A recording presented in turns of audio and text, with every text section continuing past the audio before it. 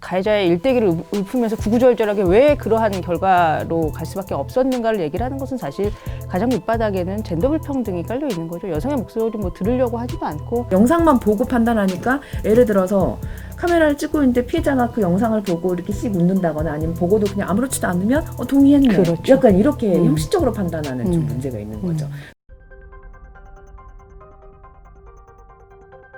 피고인은 연인이던 피해자와 헤어지는 과정에서 폭행에 상해를 입혔고 성관계 동영상을 언론사에 제보해 연예인으로서 생명을 끊겠다고 협박했다. 여성 연예인인 피해자가 받았을 정신적 고통은 매우 극심했을 것이다. 계획적이라기보다 우발적이었던 점. 구 씨가 명시적 동의를 표하지 않았지만 의사에 반한 촬영이라고 볼 수 없는 점. 실제로 유출 제보하지 않는 점 등을 참작한다. 재판부는 불법 촬영에 대해 무죄 판결을 내렸습니다. 지금 언론에서 문제를 제기하고 있는 게 이거거든요. 뭐 무죄 판결 6가지 이유 중에서 지금 언론에서 비판을 하고 있는 게 피해자가 먼저 만나자고 제안하였고 같이 지내자고도 제안하였고 그렇죠? 그리고 일정 기간 뭐 성관계가 지속되었다라는 그런 거를 무죄 판결의 배경이라고 맥락이라고 이제 파악을 하고 있는데 이 부분에 있어서 상당히 문제가 있다라고 생각합니다. 왜냐하면 이게 성폭력 통념이 여기에 들어가 있는 거예요. 자기가 원하지 않으면 그 자리에서 즉각적으로 아주 격렬하고 극렬하게 항의하거나 저항하거나 반대했을 것이다. 촬영된 영상이 동의인지 아닌지 판단은 대체로 영상을 보고 판단하는데 영상상 당사자가 카메라를 의식하고 촬영을 됐는지 이런 걸로 판단을 하다 보니까 연인 관계에서 촬영의 경우에는 무죄가 나오거나 무혐의가 나온 경우가 상당히 좀 있었어요. 지금 어떤 경우에는 나는 촬영하고 싶지 않은데 남자친구가 원하고 또 원하는데 내가 그걸 거절하게 되면 관계가 좀 틀어지지 않을까라는 그런 것 때문에 어쩔 수 없이 동의하는 측면도 있는데 그런 부분들을 재판부가 좀 간과했던 부분이 안타깝다라는 생각이 듭니다. 정말 수치스럽죠. 판사, 그 다음에 검사, 법원 직원들, 실무관이 있거든요. 참여관들이. 그러면 적어도 대여섯 명이 보는 거예요. 그러니까 그 상황에서 아무리 재판을 위해서 한다고는 하지만 너무 수치스러운 거죠. 판사 혼자 판단을 해도 저는 가능하지 않나 그런 생각이 들더라고요. 저도 이제 가끔 재판정에 피고인 저는 이제 피해자 국선 변호사로 참석을 해서 영상을 재생할 때가 있거든요. 그냥 고개를 그냥 숙이고 있거든요. 그냥 그 영상 자체만으로 영상만 보고 판단하니까 예를 들어서 카메라를 찍고 있는데 피해자가 그 영상을 보고 이렇게 씩 웃는다거나 아니면 보고도 그냥 아무렇지도 않으면 동의했네. 그렇죠. 약간 이렇게 형식적으로 판단하는 좀 문제가 있는 거죠. 이제 카메라 등 이용 촬영죄 피해자에 대한 이제 저희가 그 면담을 하면서 부적절한 질문이 무엇이었냐 조사 과정에서 했을 때 내가 카메라를 찍히는 것과 이 사람하고 성관계를 했느냐는 별개의 문제인데 왜 자꾸 조사 과정에서 그 사람과 성관계를 했는지에 대해서 물어보는 거는 되게 부적절하고 되게 수치심이 들었다라고 이야기를 하거든요. 윤 씨는 시골에서 고등학교를 졸업하고 해병대 복무를 마친 뒤 사회생활을 시작했다.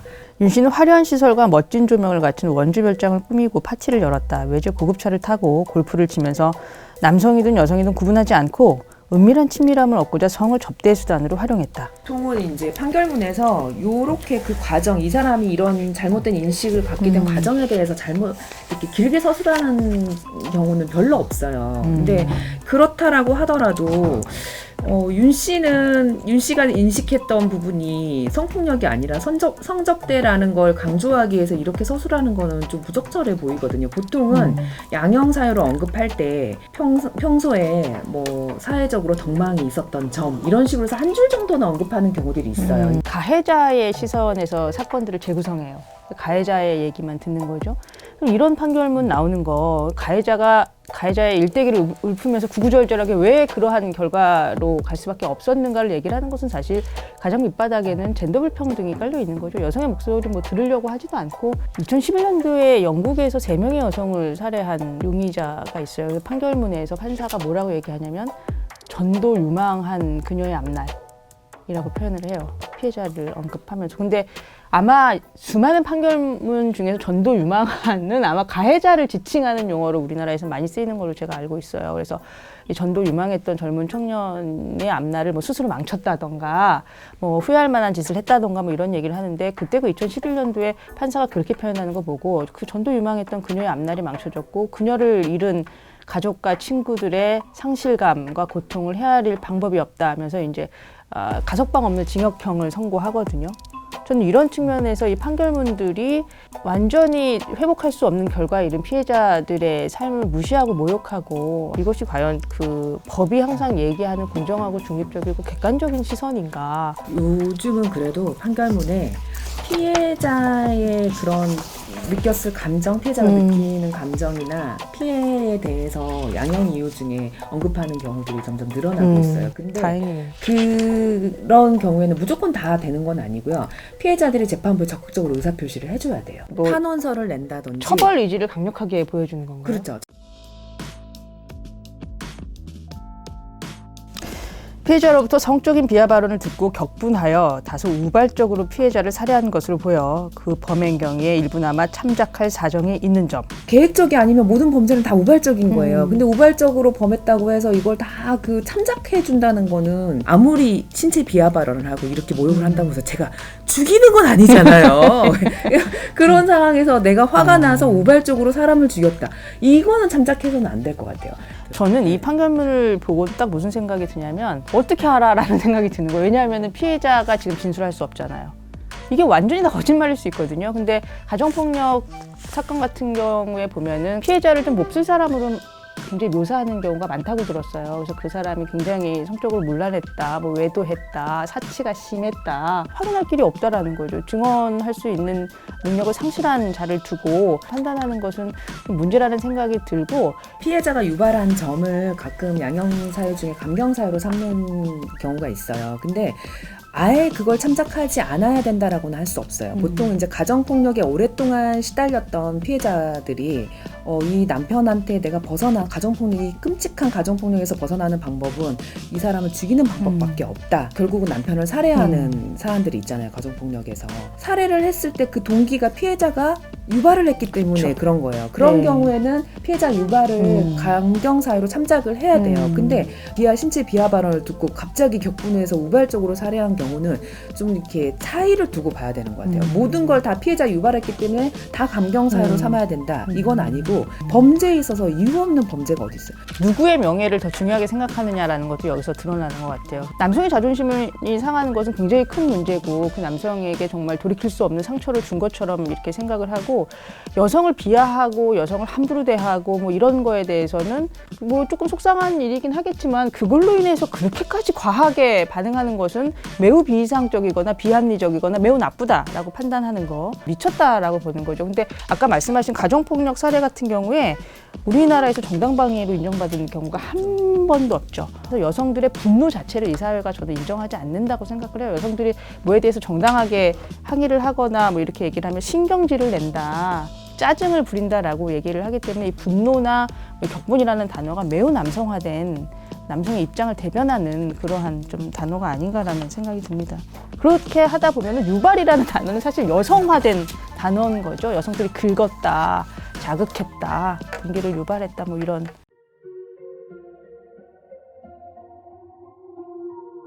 피해자 유족 모두 피고인을 용서, 처벌을 원치 않는다는 내용의 탄원서를 내는 등 피고인을 위해 할 수 있는 조처를 다했다. 보통 양형 이유 중에 피해자와 합의한 경우, 그다음에 피해자가 처벌을 원하지 않는 경우를 되게 양형에 있어서 많이 참작을 하거든요.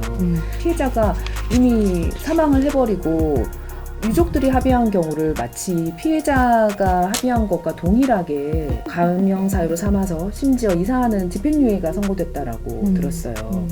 그건 너무 지나치게 피해자 유족의 의사를 피해자 의사로 단정해버리는.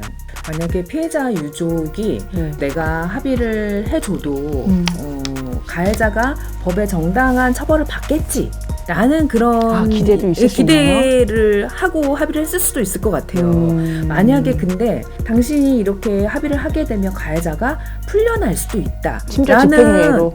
그런 정보를 줬다라고 하면 과연 합의를 했을까? 맞아요. 약간 이런 생각이 들어요. 이 말씀도 맞는 것 같아요. 네. 처벌 불원이라는 것이 있을 수 있다고 생각합니다. 왜냐하면 뭐 우리가 회복적 사법 네. 이렇게 해갖고서 용서하고 다시 화합하고 뭐 이런 것도 중요한 법의 뭐 기능인 거잖아요. 그런데 한국 사회에서 처벌 불허는 사실은 공포와 두려움이 기재가 되는 경우가 많잖아요. 그래서 내가 여기서 합의해주지 않으면은 형 얼마 살고 나오지도 않는데 다 보복당할까봐 또는 내가 너무 나쁜 사람인 것처럼 주변에서 얘기하는 거예요. 근데 만약에 이 합의를 해도 이게 양형에 반영이 안 된다고 하면 어떻게 보면 피해자 입장에서 나는 나는 피해 회복받는 게 중요한데 그러면 가해자 입장에서는 이 합의를 해도 선처되지 않는다고 하면 합의를 안 하죠. 그렇겠죠. 네. 이게 약간 장단점이 있는 것 같아요. 상반기 때 대법원 양형위원회에서 발제를 한 경우가 이 처벌 불원이나 합의를 양형에 반영을 해야 된다.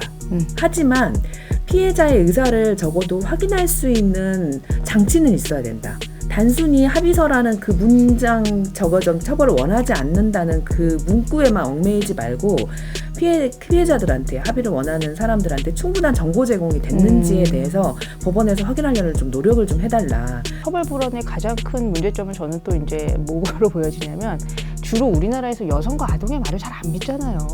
아동 성범죄에서도 아동이 진술하면은 거짓말인 것 같다 아니면 꿈꾸는 것 같다 상상일 것이다 이러면서 여성들의 말을 철석같이 믿을 때를 발견했는데 그게 언제냐면 이 처벌 불원할 때 여성들이 가해자 처벌하고 싶지 않다 가해자 용서하고 싶다라고 얘기를 하면 두 번, 세 번 의심도 안 하고 그 말을 딱 믿어준다라는 거죠. 이게 너무 이상하다라는 거예요. 영국에서는 그렇게 하고 있는 걸로 알고 있어요. 그러니까 가정폭력 피해자가 남편을 용서한다, 처벌하고 싶지 않다라고 얘기를 하면 수사관이 그 말을 덥석 그냥 옳겠구나 하고선 믿는 것이 아니라 그것이 진심인지 왜 그런 결정을 내렸는지에 대해서 끝까지 수사하도록 그렇게 되어 있는 거 이런 제도적인 보완이 좀 필요하다라고 생각을 합니다.